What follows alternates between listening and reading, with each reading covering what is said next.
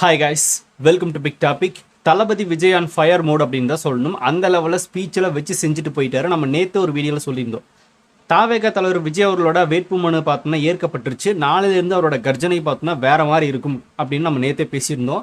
இப்போ நம்ம நினச்சதையும் தாண்டி ஒரு படி மேலேயே பார்த்தோன்னா விஜய் அவர்கள் பேசிட்டு போயிட்டாருன்னு தான் சொல்லணும். நெல்லையில் நேற்றே அந்த செட்டெல்லாம் ரெடி பண்ணிட்டு இருந்தாங்க. தளபதி விஜய் அவர்கள் அங்கே வரப்போறாரு, அங்கே பப்ளிக் கூட போகிறாங்க அப்படின்றதெல்லாம் நம்ம பார்த்துருந்தோம். விஜய் இன்னைக்கு வந்தார், சிறப்பான செய்தியை செஞ்சு முடிச்சுட்டு போயிருக்காருன்னு தான் சொல்லணும். ஆண்ட கட்சி ஆளும் கட்சி எதுவுமே பார்த்தோன்னா பாரபட்சம் பார்க்காம வச்சு பொழந்துட்டு போயிட்டாரு. திமுக கூட்டணி ப்ளஸ் பிஜேபி கூட்டணி எல்லாத்தையும் வச்சு கிழிச்சிட்டு போயிட்டாருன்னு தான் சொல்லணும். இந்த ஸ்பீச் அப்படிங்கிறது கொஞ்சம் எனர்ஜியாக, இன்னும் சொல்ல போனால் கொஞ்சம் எமோஷ்னலாக பேசியிருந்தாருன்னு தான் சொல்லணும். அந்த லெவலில் எல்லாரையுமே வச்சு கிழிச்சிட்டாரு விஜய் அவர்கள். அதில் மிக முக்கியமான பாயிண்ட்ஸ் இருக்கு இல்லையா, அந்த பாயிண்ட்ஸ் தான் நம்ம பார்க்க போகிறோம். எனக்கு ரொம்பவே ஃபர்ஸ்ட் பிடிச்ச பாயிண்ட் என்ன அப்படின்னா, விஜய் அவர்கள் அந்த கல்லாப்பட்டி கூட்டணி அப்படிங்கிறத ஒட்டு போட்டு வச்சிருக்காரு ஸ்டாலின் அவர்கள். அது அங்கங்கே பாட்டாக கலண்டு கிடக்கு, அதை மறுபடியும் ஒட்டிக்கிட்டு இருக்காரு ஸ்டாலின் அவர்கள் அப்படின்னு சொல்லியிருந்தாருல. அது ரொம்ப இன்ட்ரெஸ்டிங்காக இருந்துச்சு. ஏன்னா திமுகவோட கூட்டணி கட்சிகளில் எந்த அளவுக்கு பிரச்சனைகள் போயிட்டு இருக்கு அப்படிங்கிறது நம்மளுக்கு தெரியும். அவங்க என்னதான் வேட்பாளர் அனௌன்ஸ் பண்ணிட்டு இருந்தாலும் எல்லாமே பண்ணிட்டாலும் கூட விசிக்கு ஒரு பக்கம் பார்த்தோன்னா இழுத்துட்டு போனது, தேமுதிக அதிக சீட்டை கைப்பற்றதுனால பார்த்தோன்னா இங்கே நிறைய பேருக்கு புகைச்சல் ஏற்பட்டது. காங்கிரஸ்லையும் பார்த்தோன்னா கேட்ட சீட்டுன்றது கொடுக்காம கொஞ்சம் கம்மியாக தான் கொடுத்துருக்காங்க அப்படின்றது பல விஷயம் போயிட்டு தான் இருக்குது. எல்லாமே ஒரு மனஸ்தாபத்தில் தான் போயிட்டு இருக்கு திமுகவோட கூட்டணி. அதனால் அங்கங்கே ஒட்டு போட்டுக்கிட்டு இருக்காரு, கல்லாப்பெட்டி நிறச்சி அப்படின்னு மாதிரி ஒரு விஷயத்தை பேசியிருந்தாரு. கரெக்டான ஒரு பாயிண்ட். அது எல்லாம் விட முக்கியமான என்ன சொல்லிட்டாரு அப்படின்னா, கூட்டணி கட்சிகள் இருக்கிற நபர்கள் அவங்களுக்கே ஓட்டு போட்டுப்பாங்களா அப்படின்னு ரேஞ்சுக்கு தான் இருக்குது. அவ்வளோதான் அந்த கூட்டணியோட மதிப்பே அப்படின்றத சொல்லிட்டாரு. அதில் எந்த மாற்றமும் கிடையாது. இந்த டைம் திமுக பல கட்சிகளை கூட்டணியை உள்ள வச்சிருந்தாலும் கூட எல்லாருக்கும் ஒவ்வொரு விதமான மனசங்கடங்கள் இருந்துகிட்டே தான் இருக்குது. ஏன்னா பல கட்சிகளை கூட்டணி வீட்டில் வச்சிருந்தாலும் இவ்வளோ பிரச்சனைகள் வரத்தான் செய்யும். மனஸ்தாபனத்தில் தான் ஓடிக்கிட்டு இருக்கு. அதே மாரி அங்கங்கே பிரச்சாரங்கள் பண்ணிக்கிட்டு இருக்காங்க. என்ன பண்ண போகிறாங்கன்றது தெரியல. இது ஒரு செல்லா கூட்டணி அப்படின்றத சொல்லிட்டாரு. மிக முக்கியமாக இந்த கூட்டணிகள் இருக்கிற அவங்களே ஓட்டு போடுக்க மாட்டாங்க அப்படின்னு சொன்னது 100% உண்மை. இது டெஃபினட்டாக நடக்கும். இது ஒரு முக்கியமான பாயிண்ட். அதுக்கப்புறமா விஜய் அவர்கள் சொன்னது இன்னொரு பாயிண்ட் என்ன அப்படின்னா, நான் கட்சி ஆரம்பித்து எல்லார் வீட்டுக்குள்ளேயும் வீட்டுக்குள்ளே போயிட்டு தான் நான் கட்சியை ஆரம்பிச்சிருக்கேன் அப்படின்னு சொல்லியிருந்தார். இதுக்கு முன்னாடியும் ஒரு இடத்துல அவர் பேசியிருக்காரு. இப்போ இந்த பாயிண்ட் தான் மிக முக்கியமான ஒரு பாயிண்ட். விஜய் அவர்கள் வெற்றி தோல்வியை முடிவு பண்ண வேண்டிய மிக முக்கியமான ஒரு பாயிண்ட். இப்போ ஒரு குடும்பத்தில் திமுகவுக்கு ஆதரவு அளிக்கிறவங்க நிறைய பேர் இருப்பாங்க, இன்னொரு குடும்பத்தில் அதிமுகவுக்கு ஆதரவு அளிக்கிறவங்க பேர் இருப்பாங்க. இப்போ என்ன ஆகி போச்சு அப்படின்னா, ஒவ்வொரு வீட்லேயுமே தாவேகாவுக்கு வாக்களிக்கிற ஒரு வாக்காளராது இருக்காங்க. குடும்பமாக வாக்கு செலுத்துறதுக்கு தயாராக இருக்காங்க அப்படிங்கிறத மக்கள் நம்ம பேசுகிறத பார்த்துட்டு தான் இருக்கோம். ஆனால் அது எல்லாத்தையும் தாண்டி ஒவ்வொரு வீட்லேயுமே ஒவ்வொரு டிவிக்கு வாக்காளன் இருக்கா அப்படிங்கிறதுல எந்த மாற்றமும் கிடையாது. இன்னும் சிம்பிளாக சொல்ல போனோம் அப்படின்னா, விஜய் அவர்களுக்கு ஒவ்வொரு வீட்லேயும் ஒவ்வொரு ஓட்டு இருக்குது அப்படின்றது கன்ஃபார்ம். அதே மீறி எக்ஸ்ட்ரா இருக்க போகிறது தான் விஜய் அவர்கள் ஜெயிக்க வைக்க போகிறது. அதுதான் விஜய் அவர்கள் சொல்லியிருந்தார், ஒவ்வொரு வீட்டுக்குள்ளேயும் நான் இருக்கேன், அதனால தான் நான் கட்சி ஆரம்பித்தேன் அப்படின்னு ஒரு விஷயத்தை பேசியிருக்காரு. இது மிக முக்கியமான ஒரு பாயிண்ட், வெற்றியை தீர்மானிக்கக்கூடிய ஒரு பாயிண்ட் அப்படிங்கிறத சொல்லணும். திமுக ஒரு ஃபேமிலி இருக்காங்க வச்சுக்கலாம், அங்கே டிவிக்கு ஒன்று இருக்கும். இந்த பக்கம் ஏடிஎம்கே ஒரு ஃபேமிலி இருந்துச்சு அப்படின்னா அதுக்குள்ளேயும் டிவிக்கு அப்படின்னு ஒன்று இருக்கும். இதுதான் பார்த்தோன்னா தளபதி விஜயோட அவரோட வெற்றியை தீர்மானிக்கக்கூடிய மிக முக்கியமான வாக்காளர்கள் அப்படின்னா அது இவங்க தான் அப்படிங்கிறதுல மாற்றம் இல்லை. அந்த ஒரு பாயிண்ட் ஒரு வேல்யூவான பாயிண்ட். அதுக்கப்புறமா என்ன சொல்லியிருந்தார் அப்படின்னா, இந்த திமுக கூட்டணி, இந்த பக்கம் பிஜேபி கூட்டணி, இந்த ரெண்டு கூட்டணியுமே நம்ம மேலே செம்ம காண்டில் இருக்காங்க அப்படின்னு சொல்லியிருந்தார். திமுக எந்த அளவுக்கு விஜயோவில் நெருக்கடிக்கு தள்ளிட்டு இருக்காங்க அப்படிங்கிறது நம்மளால பார்க்க முடிஞ்சுது. இந்த பக்கம் பிஜேபி அதிமுக இவங்கெல்லாம் சேர்ந்து பார்த்தோன்னா ஜனநாயகம் திரைப்படத்தை எந்த அளவுக்கு முடக்கிறாங்க அப்படிங்கிறத நம்ம பார்த்துட்டு தான் இருக்கோம். பிஜேபியோட கண்ட்ரோலில் தான் ஜனநாயகம் திரைப்படம் இருக்குது அப்படின்றத இப்போ வரைக்கும் குற்றச்சாட்டாக நம்ம வச்சுட்டு இருக்கோம். விஜய் அவர்களும் பார்த்தோன்னா இந்த இடத்துல அதை சொல்லிட்டு போயிருந்தார். ஏன்னா படத்தை யார் முடக்கினாங்க, எதுக்கு முடக்கினாங்கன்றதெல்லாம் அவங்களுக்கு தெரியும். அதை பற்றி அவரும் பேசியிருந்தார். இந்த காண்டில் படத்தை முடக்கி நம்ம இழுத்துடலாம் அப்படின்ற மாதிரியான விஷயத்தை ட்ரை பண்ணுறாங்க பிஜேபி தலைமையில் மற்றும் பலர் அப்படின்னு. இவங்க இந்த பக்கம் திமுக ஆளுங்கட்சியாக இருக்கிறதுனால விஜய் அவர்களை வெளியே வரவே விடக்கூடாது, மக்களை சந்திக்கவே விடக்கூடாது, அவர் இக்காரணத்தை கொண்டு மக்களை சந்திச்சிடவே கூடாது அப்படின்றக்காக முட்டுக்கட்டை போட்டுக்கிட்டே இருந்தாங்க திமுக. இந்த மாதிரி இங்கே தமிழ்நாட்டில் ஆளுங்கட்சி திமுக, இந்த பக்கம் பிஜேபி, இவங்க ரெண்டு பேருமே விஜய் அவர்களுக்கு அழுத்தம் கொடுத்துட்டே இருக்காங்க. அதுக்கு காரணம் விஜய் மேலே இருக்கிற ஒரு காண்டு. விஜய் மக்கள்கிட்ட பரிச்சயம் ஆகிட்டு இருக்காப்புல, விஜய் மக்கள் கூட நிற்கிறாப்புல, மக்களும் அவர் பின்னாடி போகிறாங்க. ஸோ அப்படி இருக்கிறப்ப அந்த சப்போர்ட் நம்ம உடைக்கணும் அப்படின்றக்காகவே இவங்க பண்ணிட்டு இருக்கிற வேலைகளை விஜய் அவர் ஓப்பனாக இந்த இடத்துல பேசியிருந்தார். இதுவும் பார்த்தோன்னா 100% உண்மையான ஒரு விஷயம். அதுக்கப்புறமா தான் ஜனநாயகம் திரைப்படத்தை முடக்கிறதுக்கு ட்ரை பண்ணாங்க. அப்போ நான் அசரில் முடக்கிட்டு அந்த படத்தை பின்னாடி போயிடுவான்னு நினச்சாங்க. அதுக்கெல்லாம் அசர் ஆள் கிடையாதுன்னாரு. அதுக்கப்புறமா முக்கியமாக சொன்னது என்ன அப்படின்னா, கரூர் பிரச்சனை, அதுலேயும் ஆஃப் பண்ண நினச்சாங்க. அப்போ எந்திரிச்சு நம்ம வேலையை பார்த்தோம். அதுக்கப்புறமா எஸ்ஓபி எல்லா இடத்துலையும் கண்டிஷன், இதுவும் பேசியிருந்தார்.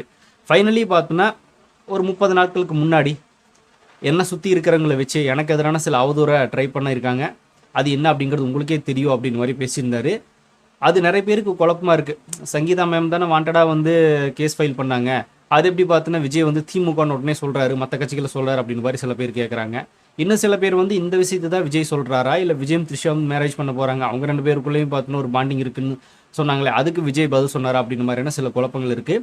எனக்கு தெரிஞ்சு பார்த்தீங்கன்னா இந்த 2மே வச்சு தான் விஜய் பேசியிருப்பார் அப்படின்னு தோணுது. அதை வந்து ஓப்பனாக அவர் பேசலை, பேசவும் கூடாது. குடும்ப சம்மந்தப்பட்ட பிரச்சனைகளெல்லாம் எடுத்துகிட்டு வந்து இங்கே பேசவும் கூடாது.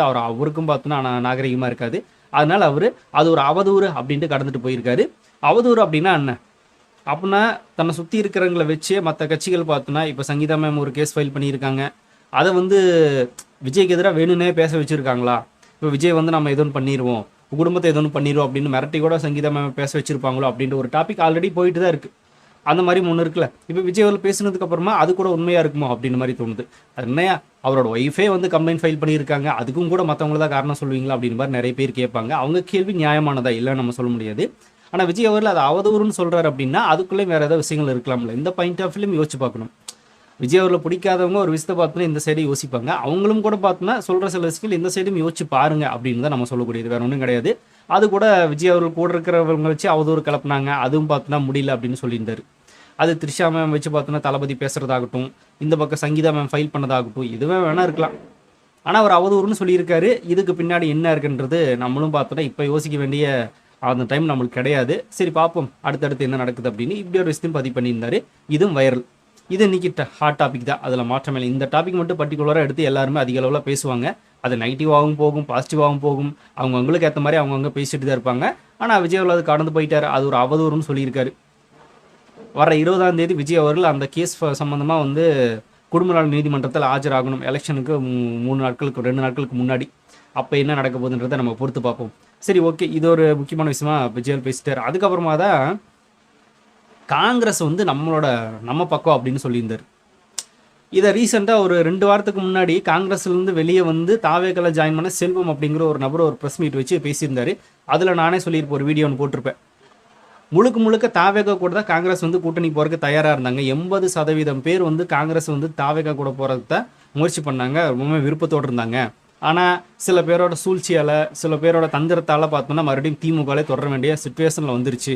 இதுதான் உண்மை அப்படிங்கிறத காங்கிரஸ்லேருந்து வெளியே வந்த ஒரு நிர்வாகியே பேசியிருந்தார். அவர் பேசுனதுக்கு காங்கிரஸில் இருக்கக்கூடிய யாருமே எதிர்ப்பு தெரிவிக்கவே இல்லை இப்போ வரைக்கும்.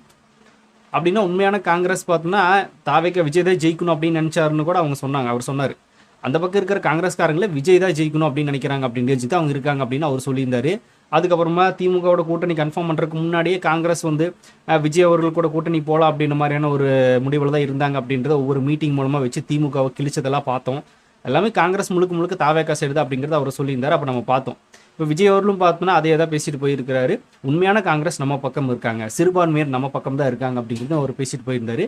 ஆனால் என்ன, சில பல கோடிகள் கொடுத்து காங்கிரஸ் இழுத்து வச்சுக்கிட்டாரு நம்ம ஸ்டாலின் ஐயா அப்படின்னு சொல்லியிருக்காரு. இதுதான் உண்மை அப்படிங்கிறத பேசியிருக்காரு. இந்த பாயிண்ட்டும் ஒரு வேல்யூவான பாயிண்ட் தான். இது பேசினா சர்ச்சை ஆகும்ன்றது தெரிஞ்சும் பேசியிருக்காரு அப்படின்னா அது எந்த அளவுக்கு உண்மையாக இருக்கும் அப்படின்றத காங்கிரஸ் சார்ந்த சில பேரே விஜய்கிட்ட பேசியிருக்கலாம்ல. இல்லை அப்படின்னா ஓப்பனாக வந்து ஒரு இடத்துல அவர் இந்த அளவுக்கு பேச வேண்டிய அவசியம் கிடையாது. உண்மையாக இருக்கிறதுக்கு அதிகமான வாய்ப்புகள் இருக்குது அப்படிங்கிறதுலையும் மாற்றம் இல்லை. இந்த மாதிரியான சில பாயிண்ட் எல்லாம் அடுக்கிட்டு போயிருந்தார் விஜய் அவர்கள். அதுக்கப்புறமா தான் திமுக வச்சு செஞ்சது. திமுக நிர்வாகி 2.5 வயசு குழந்தையை பார்த்தோன்னா ரேப் பண்ணி கொலை பண்ணது. அதுக்கப்புறமா விளாத்தி குளத்தில் மாணவி ஒருத்தவங்க பார்த்தோன்னா பாலியல் பலாத்காரம் பண்ணி சாகடிச்சாங்களா அது, பெண்கள் பாதுகாப்பு இல்லாதது, போதைப் பொருட்கள் உள்ளே வர்றது, இந்த மாதிரியான பல பிரச்சனைகள் நடந்துகிட்டே தான் இருக்குது. அப்படிங்கிறத பற்றி விஜய் தொடர்ந்து அடுக்கடுக்கான பிரச்சனைகளில் முன் வச்சுட்டே போனார். எந்த ஒரு இடத்துலையுமே முதல்வர் ஸ்டாலின் அவர்கள் சரியான ஆட்சியை நடத்தலை, அந்த ஆட்சி சரியாக இருந்துருந்துச்சு அப்படின்னா கண்டிப்பாக இந்த மாதிரியான பிரச்சனைகள் வந்திருக்காது. அவர் காவல்துறை ஒரு பொம்மை மாதிரி பயன்படுத்திக்கிட்டாரு. அதனால தான் சட்டம் ஒழுங்கு சந்திச்சு இருக்குது, பெண்கள் பாதுகாப்பு எதுவுமே இல்லைன்னு எல்லா குற்றச்சாட்டுகளையும் வழக்கம் போல் வச்சுட்டு அடிக்கிட்டு தான் போயிருந்தார். இது மக்கள் மத்தியில் நல்லா ரீச் ஆகிருக்கு. இது எல்லாத்தையும் கொஞ்சம் எமோஷ்னலாக கொஞ்சம் கோபமாகவே கடத்திட்டு போயிருந்தாருன்னு தான் சொல்லணும். மற்ற இடங்களில் பேசுகிற மாதிரியும் தாண்டி இந்த இடத்துல ஒரு ஸ்பீச் பார்த்தோன்னா அதுக்கு அடுத்த ஃபயர் மூடான் அப்படின்னு தான் சொல்லணும். அந்த லெவலுக்கு போயிடுச்சு. கிட்டத்தட்ட ஒரு 20 நிமிஷத்துக்கு மேலே பேசியிருக்காரு. இது நல்லாவே வைரல் ஆகிட்டுருக்கு. இன்றைக்கி எல்லாமே நெல்லையில் கர்ஜித்த விஜய், நெல்லையில் சீறி பாய்ந்த விஜய் அப்படின்னு தான் டைட்டிலே போயிட்டு இருக்கு இந்த நியூஸ் சேனல்ஸ் எல்லாமே. அந்த அளவுக்கு இன்றைக்கி சீற்றம் கொஞ்சம் ஜாஸ்தியாகவே இருந்துச்சு அப்படிங்கிறதுல மாற்றம் இல்லை. மொத்தத்தில் நெல்லை சம்பவம் தரமான ஒரு சம்பவம், அதில் மாற்றுக்கிறதே இல்லை. இன்னிலிருந்து இப்போ விஜய் அவரோட வேட்புமனு தாக்கல் ஏற்கப்பட்டுருச்சு. நேற்றே நான் சொல்லியிருந்தேன், வேட்புமனு தாக்கல் பண்ணியிருக்காரு. அதை ஏற்றுக்கவே கூடாது, நிராகரித்து ஆகணும் அப்படின்ற மாதிரியான எல்லா கட்சிகளும் பார்த்தோன்னா வேலை செஞ்சுருக்காங்க சில பேர். அதை வந்து பல கட்சிகள் எதிர்பார்த்தாங்க. விஜயோட வேட்புமனு தாக்கல் நிராகரிக்கப்படும், நம்மளுக்கு பிரச்சனை இருக்காது அப்படின்னு வெயிட் பண்ணாங்க. அதில் எதுவுமே கிடையாது. அவர் நம்மளோட வேட்புமனு தாக்கலை ஏற்றுக்கிட்டதுக்கு அப்புறமா நம்மளோட ரியல் பிரச்சாரத்தை ஸ்டார்ட் பண்ணலாம் அப்படின்னு மாதிரியான தளபதி வெயிட் பண்ணிட்டு இருந்தார். அவரோட ஓஜி அப்படிங்கிறது இப்போ நிலையில் ஸ்டார்ட் ஆயிருக்கு. நீ அடுத்தடுத்து ஒவ்வொரு இடத்துலையும் பார்த்தோன்னா ஃபயராக இருக்க போது, அதில் மாற்றமே இல்லை. நீ அடுத்தடுத்த இடத்துக்கு போயிட்டு இருக்காரு. அங்கே என்ன மாதிரியான கர்ஜனை இருக்க போகுது அப்படிங்கிறத பொறுத்திருந்து பார்ப்போம். இன்னைக்கு நிலையில் நடந்த மக்கள் சந்திப்பு, மக்கள் அதே மாதிரி அவருக்கு கொடுத்த வரவேற்பு, ரோட் ஷோ எல்லாமே பார்த்தோம். எல்லா இடங்களிலும் விஜய்வுக்கு குவியிற மக்கள் கூட்டம் இதே லெவல் தான், எங்கேயுமே குறைஞ்ச மாதிரி இல்லை. எல்லா இடத்துலையும் எல்லா தொகுதிகளும் விஜய்வுக்கு அதிகமாக போயிட்டே தான் இருக்காங்க. இன்னைக்கு ஸ்பீச்சும் பார்த்தோன்னா ஃபயராக முடிச்சிட்டாரு. எந்த அளவுக்கு உங்களுக்கு சாட்டிஸ்ஃபைடாக இருந்துச்சு அப்படிங்கிறத கமெண்ட்ல ஷேர் பண்ணிட்டு போங்க. அப்படியே பிக் டாபிக் சேனல் யாராவது சப்ஸ்கிரைப் பண்ண மறக்காம சப்ஸ்கிரைப் பண்ணிக்கோங்க. நிறைய big topics, political news, trending news, cinema updates அப்படின்னு நிறைய நம்ம சேனல் திறந்து வரப்போகுது.